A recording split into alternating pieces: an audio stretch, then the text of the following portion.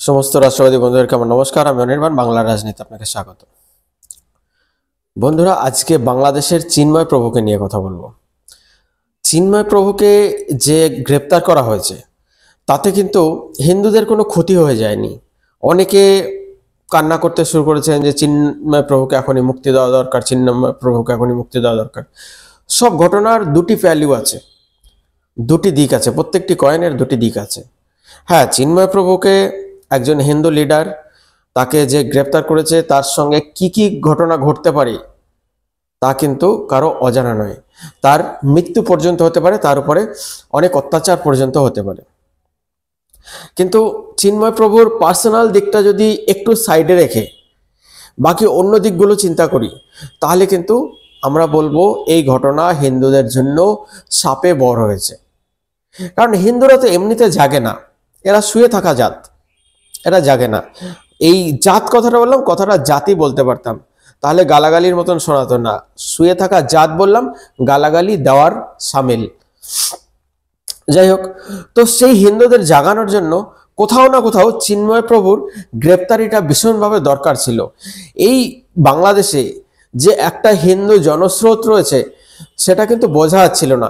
চিন্ময় প্রভু প্রথমে এসে এদেরকে জাগিয়েছেন, এবং চিন্ময় প্রভুর সঙ্গে যদি বড় রকম কোনো রকম ঘটনা না ঘটে তাহলে কিন্তু এই হিন্দুরা এককাঠা হতে পারবে না। বাংলাদেশের হিন্দুরা যথেষ্ট নয়। যথেষ্ট ঘটনা ঘটার জন্য চিন্ময় প্রভুকে যদি একটু অত্যাচার সহ্য করতে হয় তাও ঠিক আছে। হ্যাঁ, কি বললাম, চিন্ময় প্রভুর সঙ্গে অনেক কিছু হতে পারে, অনেক নোংরামি হতে পারে, এমন মৃত্যু পর্যন্ত ঘটতে পারে যদি এর প্রতিবাদ না হয়। তার প্রতিবাদ স্বরূপ আমেরিকায় প্রতিবাদ শুরু হয়েছে চিন্ময় প্রভু গ্রেপ্তারির বিরুদ্ধে, এবং সেই সঙ্গে সঙ্গে 182টা দেশের হিন্দু যারা রয়েছেন, বিশেষ করে ইসকনের পক্ষ থেকে বিভিন্ন জায়গায় কিন্তু একটা প্রতিবাদের ঝড় আমরা দেখতে পাচ্ছি। এবং ভারতবর্ষেও কিন্তু তারা যে নাখুশ, তারা যে খুশি নয় চিন্ময় প্রভুর গ্রেপ্তারিতে, তা কিন্তু তাদের উষ্মা প্রকাশ করেছে। এবার অনেকেই বললেন ভারতবর্ষ একটা হিন্দু রাষ্ট্র, সেখান থেকে ভারতবর্ষ কেন বাংলাদেশকে সাহায্য করছে না? যারা বাংলাদেশে এই ধরনের ঘটনা ঘটিয়েছে তারা ঠিক এই ব্যাপারটাই চাইছে যে ভারতবর্ষ এর মধ্যে লাফিয়ে পড়ুক, তাহলে তাদের এখানে এসে লড়াই করতে সুবিধা হবে। এবং ভারতবর্ষকে আরেকটা ওয়ার ফ্রন্টে, যেমন একটা পাকিস্তান ওয়ার ফ্রন্টে জুড়ে রেখেছে, ওরকম একটা এই পূর্ব দিকে একটা ওয়ার ফ্রন্টে ভারতবর্ষকে বিজি রাখতে পারবে, যার জন্য এই ঘটনা ঘটানো হচ্ছে। বাংলাদেশের মধ্যে যে অশান্তি শুধু বাংলাদেশকে অশান্ত করার জন্য নয়, ভারতবর্ষকেও অশান্ত করার জন্য। একথা মাথায় রাখতে হবে। নরেন্দ্র মোদী খুব চালাক সাতির লোক, তো এই ভালো করেই জানেন যে এই ঘটনা কেন ঘটছে। তো সমস্ত ঘটনায় আগেই ঝাঁপ দিয়ে পড়ে সেখানে লম্ফঝম্প করার আগে থেকে বুঝতে হবে ঘটনাটা কি ঘটেছে, কেন ঘটানো হচ্ছে, কারা ঘটাচ্ছে।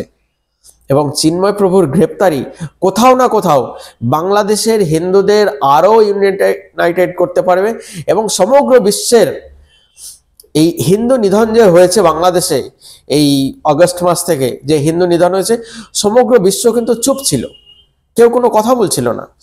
তারা কিন্তু আজকে চিন্ময় প্রভুর যখন গ্রেপ্তারি হয়েছে তারা কিন্তু আজকে মুখ খুলেছে, তারা কিন্তু আজকে সামনে এসছে, তারা কথা বলছে। অর্থাৎ বাংলাদেশের দিকে নজর পড়েছে। বাংলাদেশে হিন্দুদের উপর যে অত্যাচার হয়েছে, চিন্ময় প্রভু একজন সিম্বলিক লিডার, এখানে মাত্র একজন সিম্বলিক হিন্দু নেতা মাত্র।